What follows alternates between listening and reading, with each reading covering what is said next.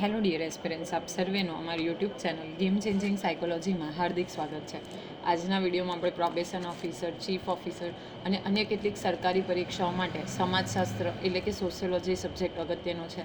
અને સાથે સાથે જે વિદ્યાર્થીઓ બેચલર ઇન સોશિયોલોજી અને માસ્ટર ઇન સોશિયોલોજી સાથે સંકળાયેલા છે તો એમને માટે પણ આ વિડીયોઝ અગત્યના છે. અને એ અંતર્ગત આપણે એક નવા ચેપ્ટરની શરૂઆત કરવાના છીએ, જે છે સામાજિક સંસ્થાઓ. અને એમાં પણ આપણે વસ્તી વૈવિધ્ય એ ટૉપિકને કવર કરવાનું છે. તો જો તમે અગાઉના 50 વિડીયો જોયા ન હોય તો પ્લેલિસ્ટમાં જઈને એ વિડીયોઝ પણ ચેક કરી લેશો. તો સૌપ્રથમ પ્રશ્ન એ થાય કે વસ્તી એટલે શું? તો સૌપ્રથમ આપણે વસ્તીના અર્થને જોઈએ તો સમાજના સાતત્ય માટે માનવ વસ્તી જરૂરી છે. ઓકે, સમાજને આપણે જ્યારે બેલેન્સ કરવાની વાત કરતા હોઈએ અથવા તો યોગ્ય રીતે સમાજ જે છે એ રન કરે તો એના માટે વસ્તી જે છે એ ખૂબ જરૂરી છે. સમાજમાં વ્યક્તિઓની સંખ્યા એટલે કે જનસંખ્યાને માનવ વસ્તી કહેવાય. અહીંયા એક કી વર્ડ છે જનસંખ્યાને. વસ્તી તો એનિમલ્સની પણ હોય, બર્ડ્સની પણ હોય, કોઈ પણ નેચરલ વેજીટેશનની હોઈ શકે, પરંતુ સમાજમાં આપણે વ્યક્તિઓની સંખ્યાને જાણવી છે તો સમાજમાં જે જનસંખ્યા રહેલી છે તો એને આપણે બેઝિકલી માનવ વસ્તી તરીકે ઓળખીએ છીએ. વસ્તી વિનાનો સમાજ ન હોઈ શકે. હવે કોઈ પણ સમાજની આપણે જ્યારે વાત કરીએ, કલ્પના કરીએ તો વસ્તી વગર એટલે કે માનવ વગર જે છે એ સમાજ કલ્પી ન શકાય. સમાજે પોતાનું અસ્તિત્વ અને સાતત્ય ટકાવી રાખવા માટે વસ્તીની જાળવણી કરવી એ ખૂબ અનિવાર્ય છે. હવે કોઈ પણ સમાજ છે, સોસાયટી છે, એ પોતાનું જો અસ્તિત્વ ટકાવી રાખવા માંગતા હોય તો એના માટે વસ્તીની જાળવણી કરવી એ ખૂબ અગત્યનું છે. વસ્તીની જાળવણી એ સમાજની પ્રાથમિક અને સાર્વત્રિક સામાજિક જરૂરિયાત છે. હવે વસ્તીની જાળવણી કરવી એ બેઝિકલી જે સમાજ છે એની પ્રાથમિક અને સાથે સાથે સાર્વત્રિક એટલે કે બધા જ એક્સેપ્ટેબલ કરે એવી એક સામાજિક જરૂરિયાત છે. જન્મ, મૃત્યુ અને સ્થળાંતર પર વસ્તીનું કદ નિર્ભર છે. ઓકે, જન્મ થતાં જે વસ્તીનો દર છે એ વધે છે, મૃત્યુ થતાં વસ્તીનો દર ઘટે છે, અને સ્થળાંતર એટલે કે એક સ્થળેથી બીજા સ્થળે જવું અથવા તો એક સ્થળેથી બીજા સ્થળે પરમનન્ટ સેટલ માટે આપણે જો જતા હોય તો એને આપણે સ્થળાંતર એટલે કે માઇગ્રેશન તરીકે ઓળખીએ. તો સ્થળાંતરથી વસ્તીમાં વધારો પણ થાય છે અને વસ્તીમાં ઘટાડો પણ થાય છે. ફોર એક્ઝામ્પલ કે કોઈ એ નામનું એરિયા છે, ઓકે, ત્યાંથી કોઈક વસ્તી શિફ્ટ થઈને બી જગ્યા ઉપર જાય છે અથવા તો કોઈ વ્યક્તિઓ, તો એની સંખ્યામાં ઘટાડો થશે, જ્યારે બીની સંખ્યામાં શું થશે? વધારો થશે. તો જન્મ, મૃત્યુ અને સ્થળાંતર જે છે એક સ્થળેથી બીજા સ્થળે કાયમી વસવાટ માટે અથવા તો કોઈ નોકરી ધંધાના પર્પઝથી આપણે જ્યારે સેટલ થઈએ તો એને આપણે સ્થળાંતર એટલે કે માઇગ્રેશન તરીકે ઓળખીએ છીએ. વસ્તીનું કદ અને બંધારણ સમાજ ઉપર અસર કરે છે. હવે જે તે કદ છે અને સાથે સાથે એનું સ્ટ્રક્ચર કેવું છે તો એ સમાજ ઉપર અસર કરે છે. વસ્તીના બંધારણને વસ્તીનું માળખું પણ કહે છે. તો અગત્યનું છે કે વસ્તીનું જે બંધારણ છે તો એને વસ્તીનું માળખું અથવા તો વસ્તીનું સ્ટ્રક્ચર તરીકે ઓળખવામાં આવે છે. તો વસ્તીનું માળખું અથવા તો સ્ટ્રક્ચરની વાત કરીએ તો એમાં કઈ કઈ વસ્તુઓનો સમાવેશ થાય છે? તો એમાં વય જૂથ એટલે કે એજ રિલેટેડ જે કોઈ ગ્રુપ છે એ, લિંગ પ્રમાણ એટલે કે મેલ અને ફિમેલ, ગ્રામીણ અને શહેરી તફાવતો એટલે કે વિલેજ એરિયા અને અર્બન એરિયા વચ્ચેના જે તફાવતો છે એ તફાવતો, સાક્ષરતા એટલે કે લિટરસી રેટ, એ બધી બાબતોનો સમાવેશ થાય છે. સાથે સાથે ધર્મ, ભાષા, જાતિગત સ્તર રચના વગેરે આધારિત વસ્તી વિષયક આંકડા સમાજ જીવનને અસર કરે છે. ઓકે, સાથે સાથે જે તે ધર્મને આધારે, ભાષાને આધારે, જાતિગત જે આધારે લોકો રહે છે તો એના જે આંકડા છે તો એ પણ સમાજ જીવનને અસર કરે છે. વસ્તી અને સમાજ પારસ્પરિક રીતે સંબંધિત છે. હવે જ્યારે આપણે વસ્તીની વાત કરીએ, એ વસ્તી અને સમાજ એ બંને શું છે? એકબીજા સાથે પારસ્પરિક રીતે સંબંધિત છે, એકબીજા સાથે કનેક્ટેડ છે.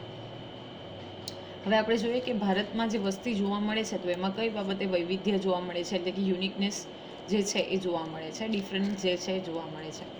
તો કોઈ પણ દેશ કે સમાજમાં વસ્તીનું વૈવિધ્ય જોવા મળે છે એટલે કે અલગ અલગ પ્રકારની વસ્તી જે છે જોવા મળે છે. દાખલા તરીકે વય જૂથ તો એજને આધારે, લિંગ પ્રમાણ એટલે કે મેલ ફિમેલને આધારે, ગ્રામીણ શહેરી એટલે કે વિલેજ અને અર્બન એરિયા, સાક્ષરતા એટલે કે લિટરસી રેટ, ધાર્મિક જૂથો એટલે કે જે રિજિયન રિલેટેડ જે જૂથ છે, હિન્દુ, મુસ્લિમ, ક્રિશ્ચિયન, ઈસાઈ, એ પ્રમાણે, ભાષાકીય જૂથો એટલે કે ભાષાને આધારે રચાયેલા જૂથો છે, જ્ઞાતિ સમૂહો, જન્મ પ્રમાણ, મૃત્યુ પ્રમાણ અને સ્થળાંતરિત લોકોનું પ્રમાણ વગેરે. તો આ બધી જ વસ્તુઓનો સમાવેશને આધારે આપણે એવું કહી શકીએ કે વસ્તીનું વૈવિધ્ય જે છે એ આપણને જોવા મળે છે. વસ્તીના વૈવિધ્ય પરથી જે તે સમાજની આર્થિક સુખાકારીની વિગતો જાણી શકાય છે.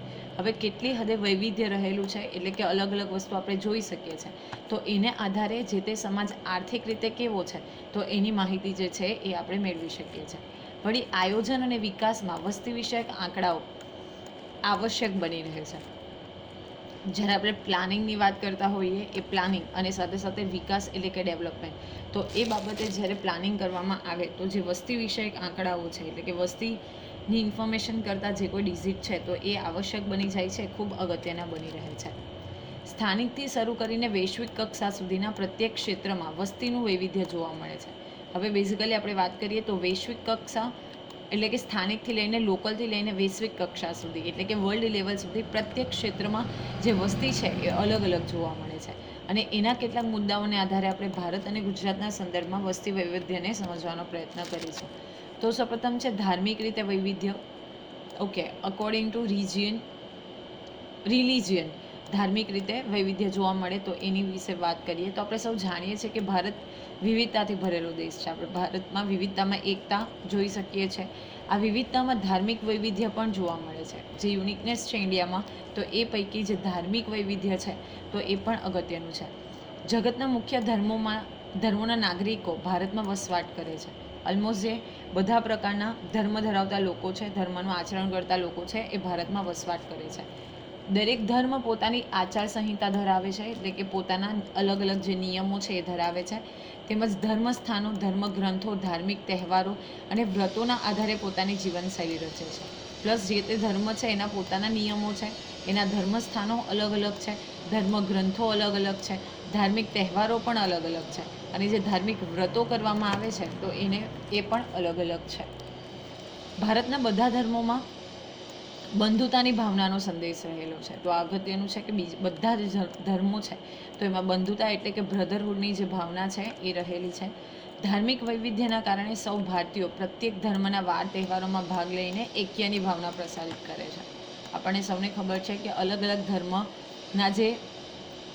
ધર્મના તહેવારો છે એ પણ અલગ અલગ ઉજવવામાં આવે છે. તો ભારતમાં રહેતા તમામ લોકો જે છે એ એકબીજા સાથે હળીમળીને રહે છે અને જે વાર તહેવારોમાં પણ એક સાથે રહે છે, અને એમાં આપણે એક્ય એટલે કે બેઝિકલી એકરૂપતા જોઈ શકીએ છીએ. હવે આપણે ભારત અને ગુજરાતમાં જે અલગ અલગ પ્રકારના ધર્મના પાળતા લોકો વસે છે તો એનું પ્રમાણ જોઈએ, જે બેઝિકલી 2011 પ્રમાણે આપેલું છે. એનો જે સંદર્ભ છે એટલે કે રેફરન્સ એ વસ્તી ગણતરી ભારત સરકાર દ્વારા જે કરવામાં આવે અને જે સેન્સસ રિપોર્ટ પબ્લિશ થાય છે તો એ અંગે ભારત સરકારે પબ્લિશ કરેલા 2011ના રિપોર્ટ અનુસાર એક તરફ ધર્મની આપણે વાત કરીશું અને સાથે સાથે ભારત અને ગુજરાતમાં એનું કેટલું પ્રમાણ છે તો એ અંગેની વાત કરવાની છે. અહીંયા જે પર્સન્ટેજ આપેલા છે એ ટકામાં આપેલા છે એટલે કે કેટલા પર્સન્ટેજ લોકો રહે છે એ. તો સૌપ્રથમ વાત કરીએ હિન્દુ ધર્મના લોકોની, તો ભારતમાં 79.80%, 79.80% જેટલા હિન્દુઓ છે. જ્યારે ગુજરાતની વાત કરીએ તો 88.57% જેટલા જે લોકો છે એ ગુજરાતમાં વસે છે. નેક્સ્ટ છે ઇસ્લામ એટલે કે મુસ્લિમ રિલિજનની વાત કરીએ તો 14.23% જેટલા લોકો છે એ ભારતમાં રહે છે, અને 9.67% જેટલા લોકો જે છે એ ગુજરાતમાં રહે છે. નેક્સ્ટ છે ક્રિશ્ચિયન કમ્યુનિટી એટલે કે ક્રિશ્ચિયન લોકો 2.30% જેટલા ભારતમાં અને 0.52% જેટલા છે ગુજરાતમાં રહે છે. શીખ ધર્મની વાત કરીએ તો 1.72% ભારતમાં અને 0.10% જેટલા શીખ લોકો જે છે એ ગુજરાતમાં વસે છે.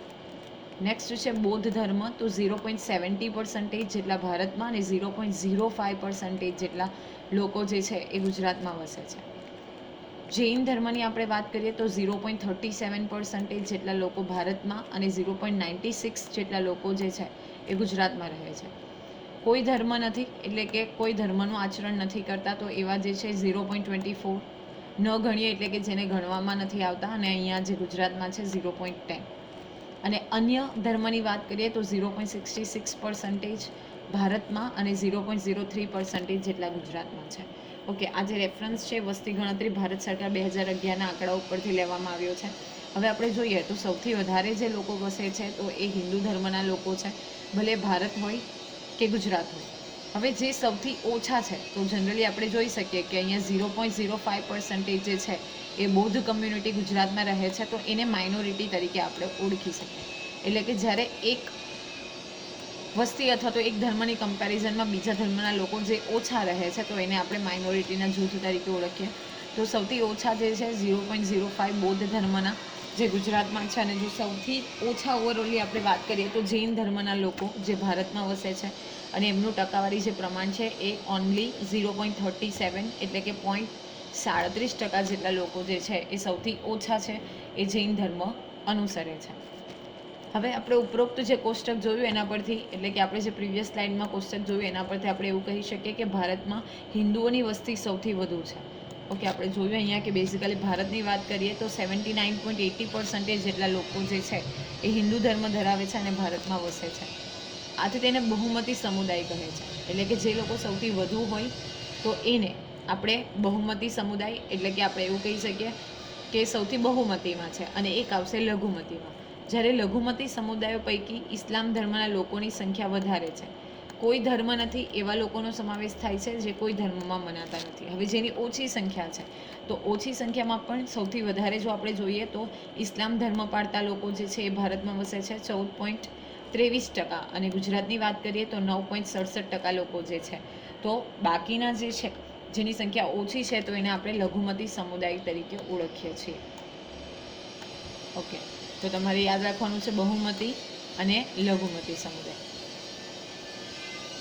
ગુજરાતના આંકડા તરફ આપણે જોઈએ તો તેમાં પણ લગભગ ભારતના ધાર્મિક આંકડા જેવી જ પરિસ્થિતિ છે. હિન્દુઓની જે વસ્તી છે એ સૌથી વધારે, અને લઘુમતી સમુદાયો પૈકી સૌથી વધુ વસ્તી જે છે એ મુસ્લિમોની છે. ઓકે, તો આપણે બેઝિકલી જોઈ શકીએ કે હિન્દુ ધર્મ જે છે એ બહુમતીમાં છે બંને કમ્પેરિઝનમાં, ભારત અને ગુજરાતમાં. તો એના સિવાયના જે છે ઇસ્લામ છે, ખ્રિસ્તી છે, શીખ, બૌદ્ધ, જૈન કોઈ ધર્મ નથી, અને અન્ય એ બધા લઘુમતીમાં આવશે. અને લઘુમતીની જો આપણે વાત કરીએ તો ભારત અને ગુજરાત બંનેમાં લઘુમતી પૈકી ઇસ્લામ ધર્મના જે લોકો છે એમની સંખ્યા વધુ જોવા મળે છે. ઓકે, હવે આપણે જોઈએ છે કે બેઝિકલી આપણું જે શૈક્ષણિક વર્ષ હોય છે અથવા તો જે આપણું એકેડેમિક યર છે તો એમાં આપણે બધા જ ધર્મ આધારિત જાહેર રજાઓ આપણે આપવામાં આવે છે. તો એ આપણું ધાર્મિક ઐક્ય બતાવે છે. એટલે કે ધર્મ જે છે આપણે બધા ધર્મને ઇક્વલ મહત્ત્વ આપીએ છીએ. પ્લસ જે ભારત છે ધર્મનિરપેક્ષ રાજ્ય છે, એટલે દેશ છે, એટલે કે સેક્યુલર કન્ટ્રી છે. આપણને જે ઈચ્છા હોય એ ધર્મનું આપણે ફોલો કરી શકીએ છીએ. હવે આપણે જોઈએ સ્ત્રી પુરુષ પ્રમાણનું વૈવિધ્ય. તો સ્ત્રી પુરુષનું વૈવિધ્ય માટે હવે આપણે ડિસ્કશન કરીએ તો કોઈપણ સમાજના કદને સમજવા માટે સ્ત્રી પુરુષ સમાજ પ્રમાણની સમજ મેળવવી આવશ્યક છે. તો કેટલી સ્ત્રીઓ છે અને કેટલા પુરુષો રહે છે તો એ અંગેની માહિતી પણ મેળવવી જરૂરી છે. સમાજના અભિન્ન અંગ સમાન સ્ત્રી અને પુરુષની વસ્તી વિષયક માહિતી જે તે સમાજની સંતુલિત વસ્તીનો નિર્દેશ કરે છે. હવે સ્ત્રી અને પુરુષ બંનેની જે સ્ટ્રેન્થ છે ઇક્વલ હોવી જોઈએ. તો એ વસ્તી વિષયક માહિતી જે છે તો એના આધારે આપણે સમાજ કેટલું સંતુલિત છે તો એ અંગેની માહિતી મેળવી શકીએ છીએ. અર્થાત કોઈપણ દેશમાં સ્ત્રી પુરુષનું પ્રમાણ સપ્રમાણ હોવું જરૂરી છે. અને આ પ્રમાણમાં જો અસમતુલા ઊભી થાય તો તેનાથી વસ્તીને લગતા ઘણા બધા પ્રશ્નો સર્જાઈ શકે છે. તો મેલ અને ફિમેલ કમ્યુનિટી જે છે એની જે સ્ટ્રેન્થ છે એ ઇક્વલ રહે જરૂરી છે. જો એ ઇક્વલ ન રહે અથવા તો ઇમ્બેલેન્સ થાય તો એને કારણે પણ પ્રોબ્લેમ જે છે એ ક્રિએટ થઈ શકે છે. અહીંયા ભારત જેવા વિકાસશીલ દેશ અને ગુજરાત જેવા ગતિશીલ રાજ્યોમાં સ્ત્રી અને પુરુષનું પ્રમાણ આપ્યું છે. અગેન હિયર જે રેફરન્સ છે એ વસ્તી ગણતરી ભારત સરકાર 2011નો લેવામાં આવ્યો છે. ઓકે, ભારત અને ગુજરાતની વસ્તીમાં સ્ત્રી અને પુરુષનું પ્રમાણ જે છે તો એની આપણે વાત કરીએ તો ડિઝિટ પણ આપેલા છે અને પર્સન્ટેજ પણ આપેલા છે. પ્રથમ ભારત દેશના પરિપ્રેક્ષ્યમાં જોઈએ તો કુલ વસ્તી જે છે અને એના ટકા, તો કુલ વસ્તી જે અહીંયા તમને ઇન્ડિકેટ કરેલી છે 121 કરોડ જેટલી, 121 કરોડ 1,93,422 એટલે કે 100%. હવે 135 જેટલી થઈ ગઈ છે કરોડ. એમાં જે પુરુષોની આપણે વાત કરીએ તો 62 કરોડ 37,24,248 જે છે, એટલે કે 51.51% જેટલા જે છે મેલ જોવા મળે છે. અને સ્ત્રીઓની વાત કરીએ તો 58 કરોડ 64,69,174 એટલે કે 48.49% જે છે એ બેઝિકલી ફિમેલ છે. તો તમે અહીંયા ડિફરન્સ 3% જેટલો છે એ આપણે જોઈ શકીએ. હવે ગુજરાત રાજ્યની વાત કરીએ તો કુલ વસ્તી 2011ની દ્રષ્ટિએ 6 કરોડ 4,39,692 એટલે કે 6 કરોડ 4,39,692 692 મતલબ બેઝિકલી 100% આપણે કાઉન્ટ કરીએ એમાંથી 3 કરોડ 3,14,91,268 એટલે કે 52.10 કરોડ 52.10% જેટલા પુરુષો છે એટલે કે મેલ છે. સામે જો સ્ત્રીની વાત કરીએ તો 2,87,48,432 મતલબ 47.90% જે છે એ બેઝિકલી આપણી પાસે ફિમેલ છે. તો આપણે બેઝિકલી એવું વાત કરીએ કે ભારત એ અતિ વસ્તી ધરાવતો દેશ છે. પહેલાં આપણે સેકન્ડ નંબર ઉપર હતા. China was on the first number but now India is on the first position and China is on the second, જેમાં સ્ત્રી પુરુષના પ્રમાણમાં અસમાનતા જોવા મળે છે. તો પુરુષોની તુલનામાં સ્ત્રીઓનું પ્રમાણ ઓછું છે. જો આપણે ગુજરાતના પરિપ્રેક્ષ્યમાં વાત કરીએ તો અહીંયા 5% જેટલું ઓન એન એવરેજ એટલે કે 4.5-5% જેટલું, અને અહીંયા પણ આપણે વાત કરીએ તો બેઝિકલી 3% જેટલો જે ડિફરન્સ છે એ જોવા મળે છે. ગુજરાતમાં સ્ત્રી પુરુષ પ્રમાણમાં રાષ્ટ્રીય પ્રમાણની જેમ તફાવત જોવા મળે છે, એટલે કે આપણે જે ચેન્જ છે એ જોઈ શકીએ છીએ. તો દર વખતે હવે તમને પૂછાય છે કે બેઝિકલી લિંગ પ્રમાણ એટલે શું, તો 1000 પુરુષોએ સ્ત્રીઓની કેટલી સંખ્યા છે તો તેના ઉપરથી લિંગ પ્રમાણ દર્શાવવામાં આવે છે. હવે બેઝિકલી આપણે જો 2011ની વસ્તી ગણતરી મુજબ ભારતમાં સરેરાશ લિંગ પ્રમાણની વાત કરીએ તો એ 940 છે, એટલે કે 1000 જે મેલ છે ઓકે એની સામે ફિમેલ કેટલી છે, તો આ 1000 મેલ છે એની સામે ફિમેલ જે છે એ 940 છે. તો બેઝિકલી 60 જે ફિમેલ છે એ ઓછી છે. ઓકે, સૌથી વધુ લિંગ પ્રમાણ જે છે કેરાલા રાજ્યમાં જોવા મળે છે, જે 1084 એટલે કે ત્યાં ફિમેલ છે 1084 છે તો મેલ 1000 છે. તો આપણે તફાવત જોઈ શકીએ કે 84 જે ફિમેલ છે એ વધુ છે.